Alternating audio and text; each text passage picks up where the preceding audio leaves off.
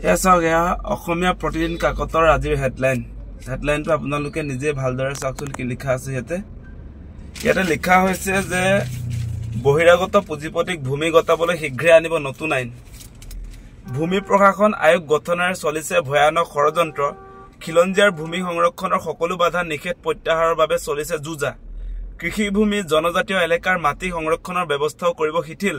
পতঞ্জলি, আদানীৰ, Reliance, Vedanta, Dalmiya, Acer, গ্ৰীণকোৰ দৰে বৃহৎ পুঁজিপতি গোষ্ঠীক ইতিমধ্যে গতাই দিয়া হৈছে হেজাৰ বিঘা মাটি দিছে।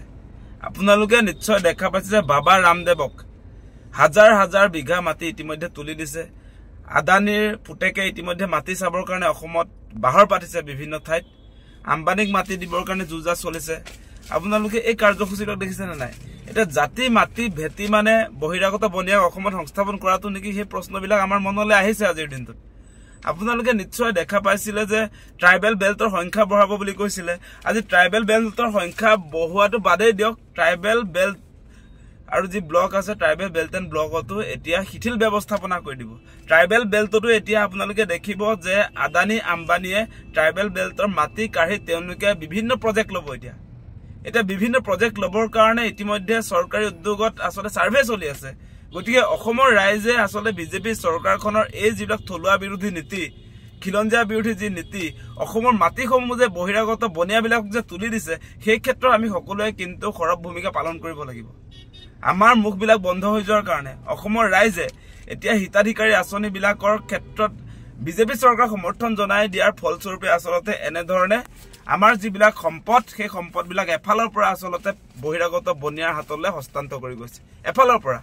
আৰু আপোনালোকে এটা কথা ভাবি লওক যে সাধাৰণভাৱে আপোনালোকে এই টাউনবিলাকত যিবিলাক সৰু সৰু ব্যৱসায় বাণিজ্য সেইবিলাকৰ ক্ষেত্ৰত যে সৰব হৈ থাকে, সেইবিলাক আমাৰ আচল শত্ৰু নহয়।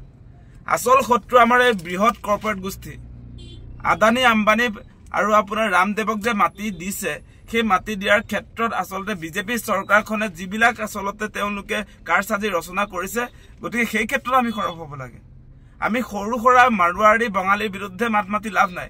মাত মাতিব লাগিব এতিয়া হিমন্ত বিশ্ব শৰ্মাৰ নেতৃত্বত যি ধৰণে বৃহৎ পুঁজিপতিক অসমৰ মাটি এৰি দিছে, সেই কথাটো আমি সৰব হ'ব লাগিব। আমাৰ প্ৰতি আচলতে ভাবুকি কোনে বেছিকৈ কঢ়িয়াই আনিছে, আমি প্ৰধান শত্ৰুক চিনাক্ত কৰিব লাগিব।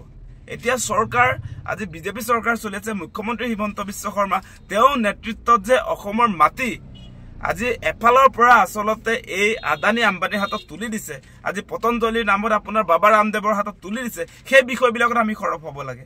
এই সৰু সুৰা জাতীয়তাবাদী কাৰ্যসূচীবিলাক বন্ধ ৰাখি এতিয়া আমি বৃহৎ পুঁজিপতিক মাটি হস্তান্তৰৰ বিৰুদ্ধে সকলো জাতীয় জনগোষ্ঠীয় সংগঠনে ঐক্যবদ্ধ হৈ এই যি আচলতে অসমৰ মাটিসমূহ এফালৰ পৰা বৃহৎ কৰ্পৰেট হাউচবিলাক গতাই দিছে, তাৰ বিৰুদ্ধে সকলো ৰাইজে সৰব ভূমিকা পালন কৰিব লাগে, সকলোৱে প্ৰতিবাদ কৰিব লাগে। তাৰ কাৰণে আমি আপোনালোকক অনুৰোধ জনাইছোঁ।